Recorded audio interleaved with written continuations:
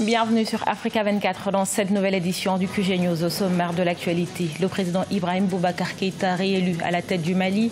Le chef de l'État au pouvoir depuis 2013 a remporté le second tour de l'élection présidentielle face à Soumaïla Cissé avec 67,17% des voix.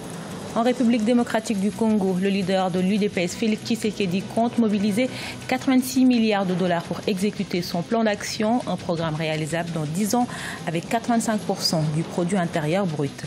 Et puis, les Diables Noirs de Brazzaville remportent la 8e Coupe du Congo chez les hommes. Du côté des dames, la C Colombe succède à elle-même. C'était ce mardi 14 août dans le cadre de la célébration du 58e anniversaire de l'indépendance. Au Mali, le président Ibrahim Boubacar Keïta rempile pour un second mandat. Selon les résultats provisoires du second tour publiés ce jeudi, le chef de l'État l'emporte avec 67,17% des voix contre 32,83% des suffrages pour son opposant Soumaïla Cissé, le chef de file de l'opposition qui avait rejeté par avance les résultats du second tour. Sharon Kamara.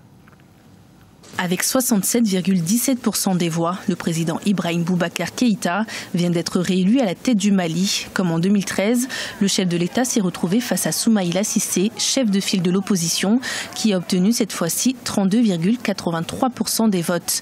Les résultats ont été annoncés ce jeudi 16 août par le ministre de l'Administration territoriale, Mohamed Ag Erlaf. Sur la télévision publique ORTM, il a précisé que le taux de participation au scrutin du 12 août a été de 34,54%. Au vu du désamour qu'on sentait dans la rue, il fut un temps où effectivement à chaque sortie il était presque lié, où les gens, on a cru en tout cas à un moment que ce serait du tout sauf Ibeka. L'annonce des résultats vient mettre fin au suspense électoral. À plusieurs reprises, l'opposition a dénoncé des fraudes, des tensions ont été enregistrées dans les bureaux de vote et un président de bureau de vote a perdu la vie le 12 août. On sent déjà une lassitude des populations qui souffrent déjà financièrement. Et l'autre aspect, c'est à ne pas négliger, c'est disons les ressorts sociaux au Mali. Vous avez une forte influence des griots, une forte influence des milieux religieux qui déjà ont commencé à démarcher tout le monde pour aller vers la calme. Le président Ibrahim Boubacar Keïta dirigera la magistrature suprême pour 5 années supplémentaires. Son investiture aura lieu le 4 septembre 2018. Ibeka aura la lourde tâche d'assurer le retour de la paix sur le territoire malien. C'est un projet de loi inédit dans le monde arabe. Le président tunisien Béji Caïd Essebsi a annoncé son soutien à un texte visant à rendre hommes et femmes égaux en matière d'héritage. Une disposition qui divise car elle déroge à un principe religieux. Depuis, des milliers de personnes descendent dans la rue pour soutenir le chef de l'État, Vinanoda. En Tunisie, malgré les voix qui s'opposent à toute contestation de la loi islamique, des milliers de personnes descendent dans la rue pour soutenir la proposition du président Béji Caïd Essebsi visant à accorder aux femmes des droits égaux en matière d'héritage. Actuellement, la loi tunisienne, qui s'appuie sur le droit islamique, prévoit qu'en règle générale, un homme hérite le double d'une femme du même degré de parenté. Je voudrais que les femmes héritent des mêmes droits que les hommes. Je voudrais que les femmes se marient avec toute personne de leur choix, aiment la personne qu'elles choisissent et fassent tout ce qu'elles veulent si elles ne dérangent personne. Face à l'opposition des conservateurs à sa proposition, le président Béji Caïd Essebsi a laissé la porte ouverte à quelques exceptions. Les familles qui souhaitent continuer l'allocation sur la base de la loi islamique devraient être en mesure de le faire. Le Parlement doit maintenant décider d'un projet de loi. Que les femmes héritent des mêmes droits que les hommes. Je voudrais que les femmes se marient avec toute personne de leur choix, aiment la personne qu'elles choisissent et fassent tout ce qu'elles veulent si elles ne dérangent personne. Notons que la Tunisie, ce pays musulman d'Afrique du Nord, accorde plus de droits aux femmes que les autres pays de la région et a permis à des femmes musulmanes d'épouser des hommes non musulmans. En République démocratique du Congo, le président de l'Union pour la démocratie et le progrès social, Félix Tshisekedi, a dévoilé ce mercredi son programme de gouvernance. Il se chiffre à 86 milliards de dollars. Un programme, selon le leader de l'UDPS, serait réalisé dans 10 ans avec 85% du PIB. Et pour y parvenir, il appelle au soutien de ses compatriotes. Reportage de notre correspondant Jacques Mboka, commenté par Thierry Ndassa. Chiffré à 86 milliards de dollars américains, le plan d'action de Félix Tshisekedi, président de l'Union pour la démocratie et le progrès social, s'étend sur une période de 10 ans. Intitulé « Avec le peuple, réalisons le rêve d'un nouveau départ », il a été présenté ce mercredi 15 août au public en présence de plusieurs personnalités politiques et des corps diplomatiques. Mon programme sera réalisable en 10 ans. Si au bout de 5 ans, vous voulez bien m'accorder à nouveau votre confiance. Il poursuit des objectifs concrets et mesurables.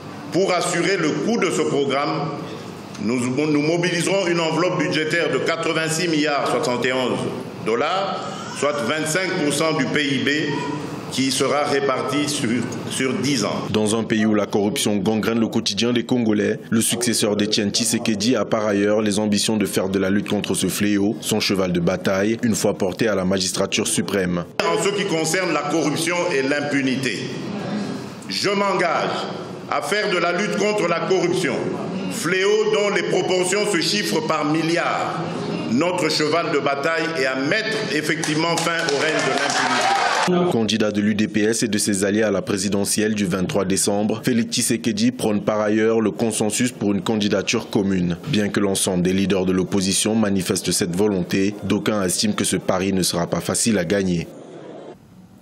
Le Sénégal ambitionne d'atteindre l'autosuffisance en riz, consommé à hauteur de 90 kg par habitant et par an. Le riz est l'une des denrées de base de l'alimentation de millions de Sénégalais. Si auparavant il devait être importé d'Asie, les 1 million de tonnes de riz produites par le pays en 2017 laissent optimistes les autorités. Cheikh Omar Bandaogo. De 2008 à 2017, la production de riz au Sénégal est passée de 400 000 à près d'1 million de tonnes, mais toujours insuffisant pour subvenir aux besoins de consommation locale du fait de la croissance démographique. Les autorités se sont néanmoins fixées pour objectif d'atteindre l'autosuffisance en riz d'ici 2020. La crise alimentaire 2000 a créé énormément de difficultés donc, à nos populations. Et c'est ça qui avait amené, je pense, la première idée donc, du programme national de subsistance en riz. En son temps, on avait parlé même de la grande offensive de l'agriculture. Hein. Et c'est en ce moment-là qu'en réalité, le programme a démarré. Mais il faudrait dire que de 2008 donc, à 2012, les résultats ont été en deçà, en réalité, donc, des objectifs donc, qui avaient été fixés. On n'avait pas beaucoup avancé. Initié par l'ancien président Abdoulaye Wade et poursuivi par l'actuel Macky Sall, le plan gouvernemental visant à promouvoir l'agriculture et l'autonomie dans la production alimentaire a permis, entre autres, de creuser des canaux d'irrigation et de mettre à la disposition des producteurs à un prix accessible des engrais et des engins. Maintenant, nous pouvons travailler sur 40 hectares et avec la machine, nous pouvons le faire en 2 ou 3 jours, alors qu'auparavant, quand nous le faisions à la main, cela nous prenait 1 mois. Cette machine est vraiment incroyable. Si les consommateurs préfèrent le riz produit au niveau local, les commerçants, eux, affirment que la différence avec le riz importé se situe principalement au niveau du prix, le riz local étant plus cher. Dans le reste de l'actualité, en République du Congo, le club multidisciplinaire Diable Noir a remporté sa 8e Coupe du Congo ce mardi 14 août. Les Brazzavillois ont battu l'AS Otto Doyo par 5 tirs à 3. Chez les dames, l'AS Colombe a pris le dessus sur F1 Panga 1-0. Retour sur ces rencontres associées aux festivités du 58e anniversaire de l'indépendance avec notre correspondant Deva Panzo. C'est dans un stade comble que le Premier ministre Clément Mwamba a donné le coup d'envoi de la finale de la Coupe du Congo de football entre Diable Noir et l'AS Otto ce mardi 14 août à Brazzaville. Après 90 minutes de jeu et des prolongations qui n'ont rien donné, les deux équipes se sont départagées au tir au but, 5 pour Diable Noir et 3 pour l'AS Otto. On n'a pas été réaliste. Le réalisme nous a manqué. Vous avez bien assisté au match qu'on a tapé et les barres et les poteaux. Donc on n'a pas été adroit. Oui, ça a été un match vraiment très engagé. Physiquement, techniquement, tactiquement, le match a été au point. On a eu du mal à marquer. Et Dieu nous a fait grâce. On a pu remporter la coupe à la séance des tirs au but. Avant la finale des hommes, l'AC Colombe a battu son adversaire EPA Panga par la plus petite marque, 1-0, pour s'adjuger la Coupe du Congo chez les dames. Je suis vraiment tellement très ravie d'avoir encore ce trophée parce que l'année dernière, on a eu à avoir ce trophée. Et aujourd'hui encore, on a eu. Nous sommes contentes, nous sommes vraiment ravis parce qu'on a fourni beaucoup d'efforts pour arriver jusqu'à ce stade pour avoir ce trophée. C'est le meilleur qui a gagné parce que de l'autre côté aussi, il y a eu les efforts que les filles ont fournis pour arriver jusqu'à ce stade. Pour nous croiser à la finale, c'était beau. Grâce à son 8e sacre de la Coupe du Congo, Diable Noir s'est qualifié pour la Coupe des Confédérations africaines de football. L'AS Otoo, qui disputait sa première finale, a manqué l'occasion d'inscrire son nom dans l'histoire de la compétition. Ce journal a été réalisé par l'ensemble de la rédaction. Merci pour votre fidélité. Retrouvez dans un instant une nouvelle édition de l'actualité sur Africa 24.